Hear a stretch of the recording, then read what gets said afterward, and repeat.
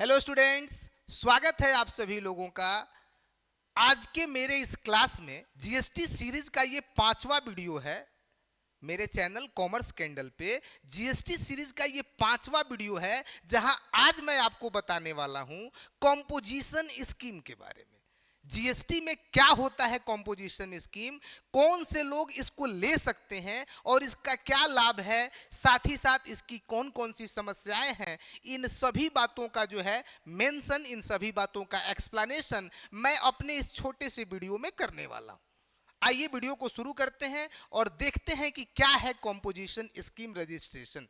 जिस तरह से एक रेगुलर स्कीम का रजिस्ट्रेशन होता है, उसी तरह से कॉम्पोजिशन स्कीम के जो रजिस्ट्रेशन के अंडर में आने वाले लोग हैं वे कौन कौन से हो सकते हैं। सबसे पहली बात कि कॉम्पोजिशन स्कीम का रजिस्ट्रेशन वही सप्लायर ले सकते हैं, वही विक्रेता ले सकते हैं या वही सर्विस प्रोवाइडर ले सकते हैं जिनकी सप्लाई जो है वो अपने राज्य की सीमाओं के अंदर है।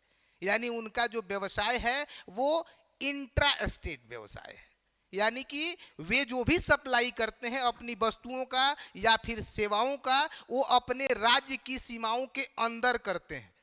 यदि वे बाहर तक करते हैं तो उनके लिए यह स्कीम नहीं है। यह स्कीम सिर्फ उन्हीं लोगों के लिए है जिनकी सप्लाई अपने राज्य के अंदर तक रहने वाली है। आइए इस पे करते हैं डिस्कस। सबसे पहले मैं आपको बता दूं कि बिजनेस के बारे में, यानी कौन से बिजनेस में कॉम्पोजिशन स्कीम लिया जा सकता है। तो मैं आपको बता दूं कि यदि आपका टर्नओवर, यदि आप व्यवसायी हैं और इंट्रा स्टेट बिजनेस में हैं, यानी आपकी सप्लाई आपके राज्य के अंदर की सीमाओं तक है और आपका टर्नओवर 1.5 करोड़ रुपए से कम की है, 1.5 करोड़ रुपए से कम की है, तो आप कॉम्पोजिशन स्कीम ले सकते हैं। वहीं साथ ही साथ यदि आप स्पेशल कैटेगरी के राज्यों से हैं तो वहां ये अमाउंट 75 लाख तक सीमित है।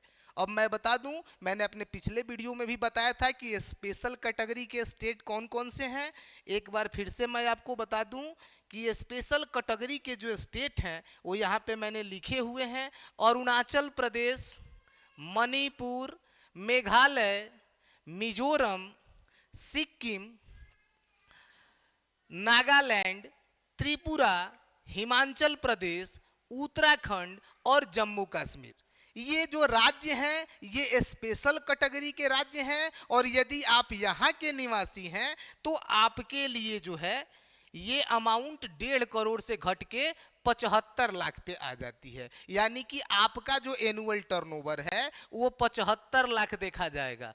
ये उस राज्यों को छोड़ के बाकी राज्यों के यदि आप हैं तो 1.5 करोड़, और उन राज्यों के हैं जो स्पेशल कैटेगरी में हैं तो उनके लिए 75 लाख। सर्विस प्रोवाइडर यदि आप हैं, यदि आप सर्विस प्रोवाइडर हैं तो आपका टर्नओवर 50 लाख रुपया तक देखा जाने वाला है, यानी 50 लाख रुपया तक सर्विस के लिए।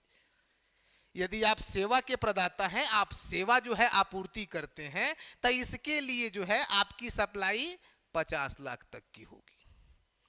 अब देखिए हम बताएं कि इसमें कैसे जो है आप लोग जो है जीएसटी देंगे।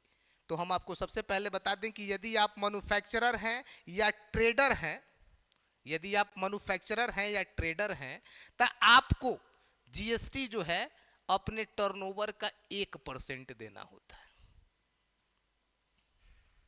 अगर आप कॉम्पोजिशन स्कीम के अंडर में रजिस्ट्रेशन लेते हैं जीएसटी का, और यदि आप मैन्युफैक्चरर यानी कि वस्तु का निर्माण करते हैं और बेचते हैं या फिर आप सिर्फ खरीद बिक्री करते हैं, तो यदि आप व्यवसाय में लगे हुए हैं तो आपको टर्नओवर का 1% जो है वो जीएसटी पे करना है, जिसमें से 0.5% एसजीएसटी है और 0.5% ही सीजीएसटी है। यानी दोनों ही जीएसटी आधी आधी लगाई जाती है, यानी कि इन तीनों में ही जीएसटी का जो रेट है वो आधा आधा बंट जाता है। जैसे 1% है तो इसका आधा परसेंट जो है एसजीएसटी स्टेट गवर्नमेंट को जाएगा और आधा परसेंट 0.5% ही सीजीएसटी है जो केंद्र सरकार को जाएगी। दूसरा, यदि आप रेस्टोरेंट चला रहे हैं यदि आप रेस्टोरेंट चला रहे हैं जिसमें एल्कोहल की सप्लाई नहीं है, यानी शराब नहीं है, ध्यान से देखिएगा कि रेस्टोरेंट यदि आप चला रहे हैं और रेस्टोरेंट में यदि आप शराब नहीं देते हैं, तो इस तरह से आपको टर्नओवर का 5% जीएसटी देना होगा, जिसमें 2.5% यानी 2.5 एसजीएसटी होगा और 2.5 ही सीजीएसटी होगा। आई होप कि आप लोग को समझ में आ रहा होगा। यदि आप व्यवसायी हैं तो टर्नओवर का 1%, रेस्टोरेंट चला रहे हैं, शराब नहीं देते हैं, अल्कोहल की सप्लाई नहीं देते हैं, तो 5%। दोनों ही दशाओं में आधा आधा, आधा सीजीएसटी होता है, आधा एसजीएसटी होता है। ठीक इसी तरह से यदि आप सेवा प्रदाता हैं, सर्विस प्रोवाइडर हैं, तो आपको टर्नओवर का 6% यानी कि 3% सीजीएसटी और 3% ही एसजीएसटी देना पड़ता है।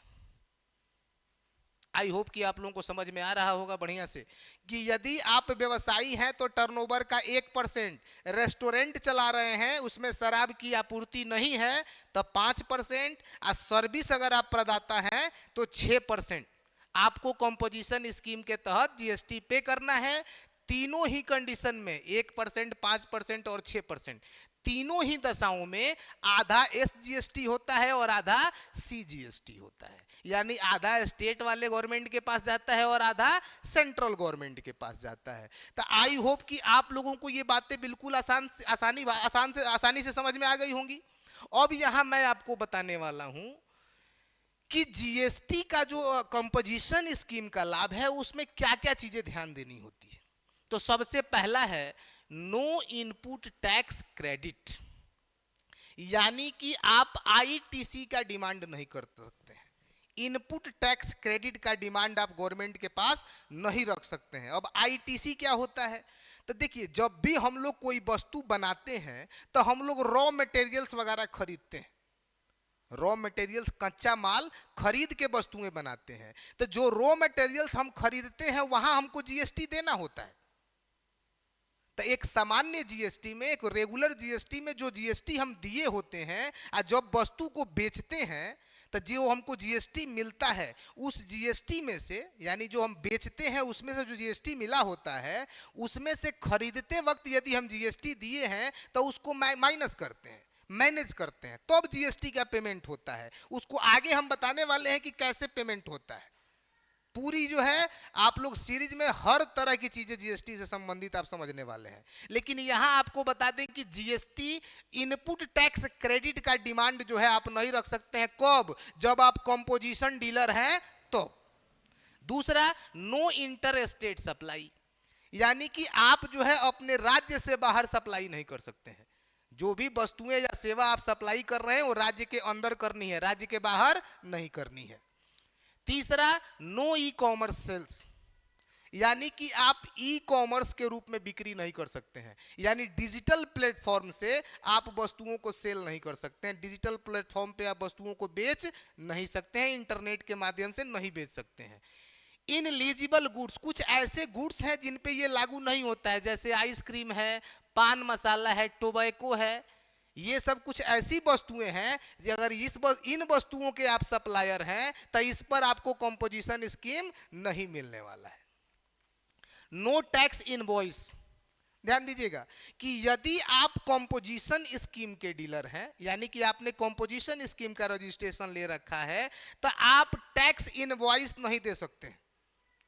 यानी कि आप सिर्फ बिल ऑफ सप्लाई दे सकते हैं अपने कस्टमर को, टैक्स का इनवॉइस नहीं दे सकते हैं और ना ही आप टैक्स वसूल सकते हैं। यदि आप कंपोजिशन स्कीम के डीलर हैं तो आप जो है टैक्स इनवॉइस नहीं दे सकते हैं, आप जो है सिर्फ बिल ऑफ सप्लाई दे सकते हैं अपने कस्टमर्स को और उनसे किसी तरह का भी जीएसटी आप वसूल नहीं सकते। इसके बाद कंपोजिशन इन स्कीम जो है मेंशन्ड, यानी कि आपको जो है अपने बिल में इस बात को दर्शाना होता है कि आप कंपोजिशन स्कीम के जीएसटी होल्डर हैं, यानी कि उसका मेंशन करना होता है। जिस तरह से आप एक रेगुलर जीएसटी होल्डर हैं तो रेगुलर का मेंशन है, वैसे ही आपको बताना होता है कि आप कंपोजिशन स्कीम के डीलर हैं। अब यहाँ दो चीजें कि यदि आप कंपोजिशन स्कीम के डीलर हैं तो क्वार्टरली पेमेंट, यानी कि क्वार्टरली आपको पेमेंट करना होगा और एनुअल रिटर्न फिल करना होगा। जीएसटीआर 4 के तहत आपको एनुअल रिटर्न फिल करना होगा और क्वार्टरली पेमेंट को जो है दिखाना होगा। ये आपके लिए कंपलसरी है, मैंडेटरी है। आई होप कि आप लोगों को जो है कंपोजिशन स्कीम समझ में आ गया होगा।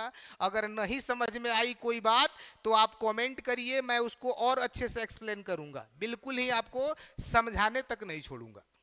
यानी कि अगर कहीं कोई बात आपको समझ में नहीं आ रही होगी तो आप उसको जो है कमेंट करें, मैं उसका जवाब देने का, उसका निदान करने का भरपूर कोशिश करूंगा।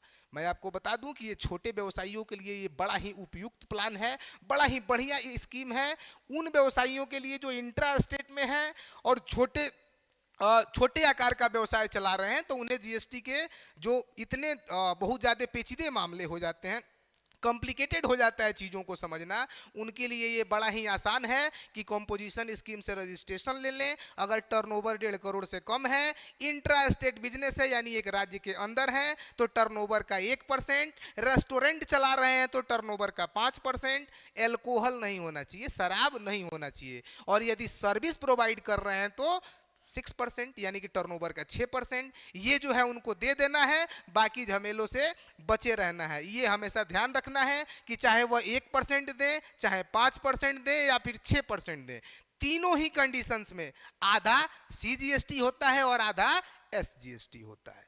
तो बिल्कुल इन बातों को आप गौर से समझते रहिए। हमारे इस सीरीज में आपको जीएसटी से रिलेटेड हर बातों को धीरे धीरे जो है मैं क्लियर कराने वाला हूं, यहां तक कि मैं सारी चीजें बताने वाला हूं कि जीएसटी इनपुट क्या है, आउटपुट क्या है, कैसे गवर्नमेंट को पेमेंट होता है। तो आप हमारे वीडियो में, हमारे चैनल पे बने रहिए।